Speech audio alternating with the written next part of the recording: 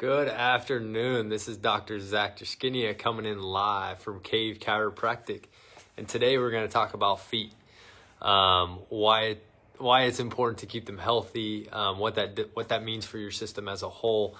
And then we'll get into a little bit of foot mobility so that you can see what my practices look like and how, each time you do it gets a little bit better. So we'll start with the anatomy. These are my beautiful feet that we'll be talking about today. You have 26 bones in your feet, so some of them are very small, and maybe you didn't even know that you had that many bones in your feet. But the reason that's important is that if only 3 or 4 of them are actually moving the way that they're supposed to, that's going to affect the way that the entire chain operates. I tend to use the analogy in the office of are you walking around on a cloud or a spring versus a 2x4, and if you're used to walking around on a 2x4, what that means for you is that you're slapping your feet on the ground with each successive step that you take, and each step is reverberating the ground forces up through your foot, through your ankle, into your knee, into your hip, into your lower back, and kind of all the way up the chain. And what that means for you is that maybe that low back pain that you're dealing with, maybe that hip pain, that knee pain that you're feeling with right now, maybe that's not the primary reason why you feel that thing. And so one thing that I tend to educate in my office is just because you feel something doesn't mean that thing is the problem. It could be something that's stemming from a completely different region of your body that's kind of expressing itself through the knee. One aspect of the knee is typically, unless you have some traumatic injury from an athletic feat or something, an injury to tear the ACL or the MCL, PCL, meniscus,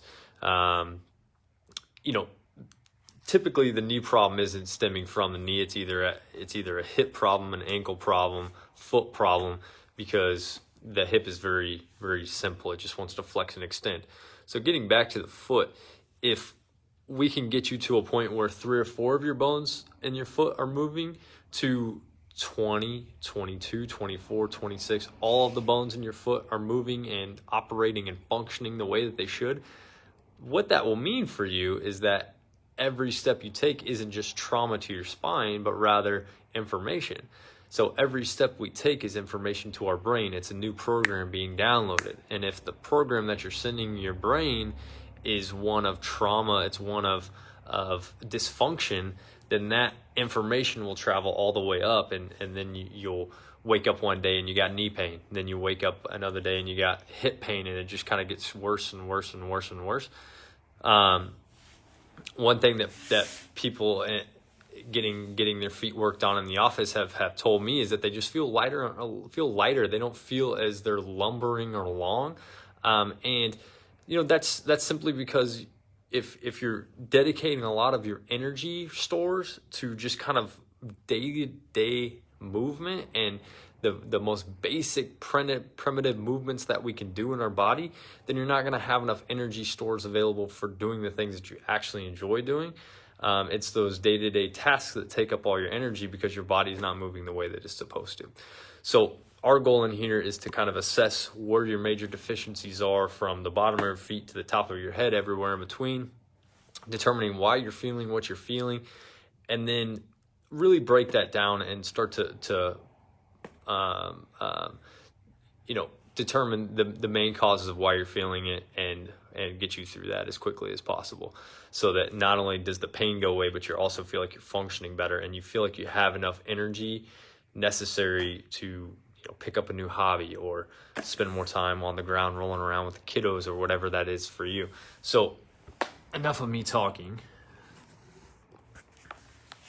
So first things first, see if you can get that. We have the heel, we have the midfoot, we have the hind foot here, 5 toes. The big thing that we want to stress in the early go is full mobility of our toes, these phalangeal joints of our toes. So one thing that I start with is I interlace my fingers in between my toes. So when my next client shows up in about 15 minutes, I gotta make sure I wash my hands, because this is, my feet have been in shoes all day.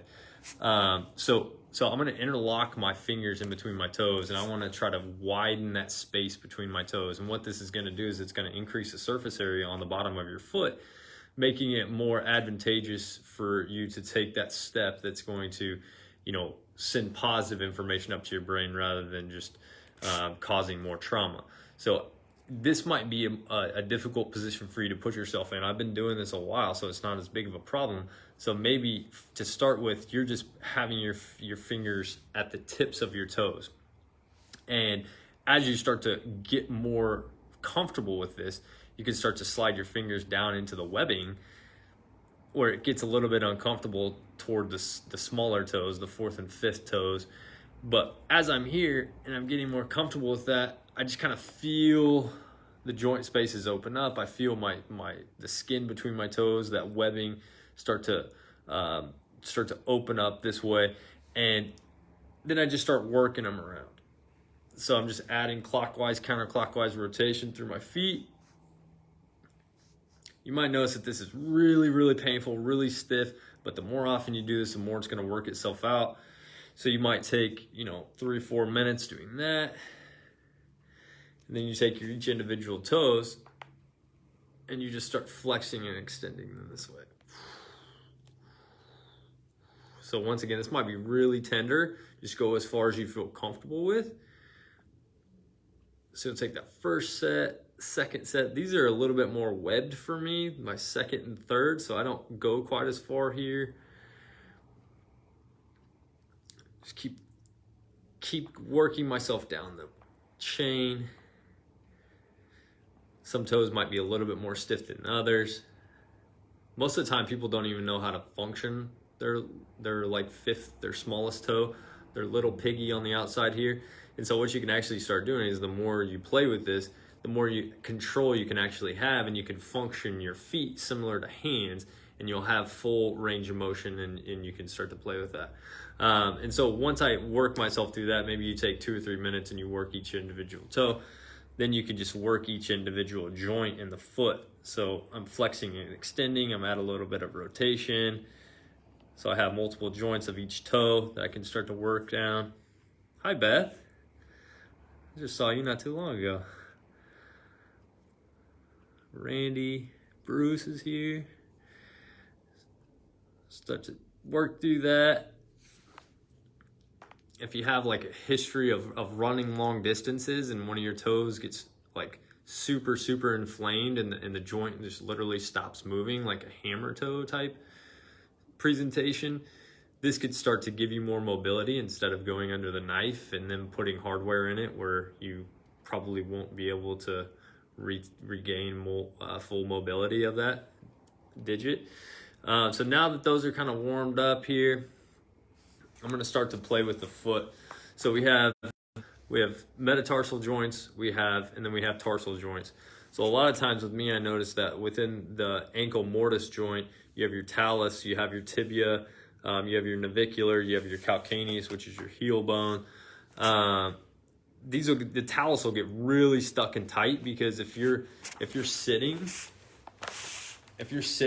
down in a chair and your foot is continually flexed like this, it's going to kind of lock that joint down, and then you just try to get up and start moving, and then you have a lot of difficulty moving those joints, those bones through space.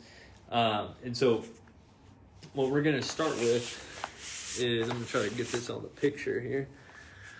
I'm just going to take my hands, just opposite sides of my feet, one on the top of my foot, one on the bottom, and I'm just going to start wringing it out.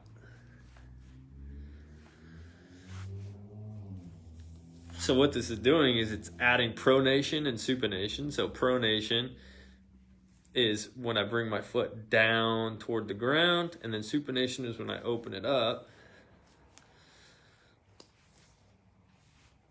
Just finding where it doesn't quite move as well as the rest of the foot. And then I can take and I can actually start to shear my metatarsals. So I take my first and the second, and I can put my hand here and right on the second metatarsal, and take my hand on the first one and just shear those joints, getting any myofascial adhesions kind of broken up. Can do that with the second and third. And at this point, if you're not comfortable with the anatomy, you can simply just play around with it. Just find little tight areas of tension within your feet and try to start working those out. So I've just worked my way all the way down the line of metatarsals from 5, 4, 3, 2, 1. I can add a little bit more rotation here. And then I go to my calcaneus, which is the heel bone. For a lot of people, this will get stuck. And when it gets stuck, it messes up the entire foot ankle complex, and it's just is incredibly uncomfortable. If it gets stuck in like a planar flex position, it can shorten your Achilles tendon on the backside, and which will tighten your calf, which will tighten your hamstring and into your glute. So an easy thing that I do to kind of unlock that, let me see if I can get this on the camera, is I'll just put my leg over my outstretched leg here, and if I feel like it's stuck up, like this, and it's not able to drop down this way the way it needs to, I'll just take my foot. Sorry, I'm trying to get this on camera. I'll take my foot and I'll just kind of wiggle it around, and I want to feel like it has 360 degrees of motion. That feels pretty good. Obviously, I've been playing with it a little bit. But what you might notice is that your calcaneus, your heel bone, doesn't move at all, and that's a huge issue. A biomechanical leak in your system that's going to cause you issues down the road. So 26 bones in your feet. Just a quick recap. If you only have 3 or 4 of them that are moving and functioning the way that they're supposed to, that's going to affect the entire chain. So our goal here is just to provide movement, provide mobility through the joint space, providing more symmetry from side to side. Maybe you notice that one foot, one ankle is a little bit tighter than the other. Maybe I have a lot of history of sprained ankles on this foot, this ankle. So I'm going to need to put a little bit more work through this foot. So you might notice that as you go.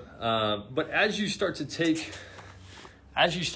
better care of your feet, what you might notice is that your back pain goes away synchronistically, right? Like, what crazy magic is it that you didn't even have to do anything to your back pain or to your back to get your back pain to go away? And it might be just as simple as you start to work on your feet, which starts to relax the tension in your foot, ankle, into your calf, into your knee, into your hamstring, your quad area, and through your hip. And then you're starting to walk a little bit more gracefully.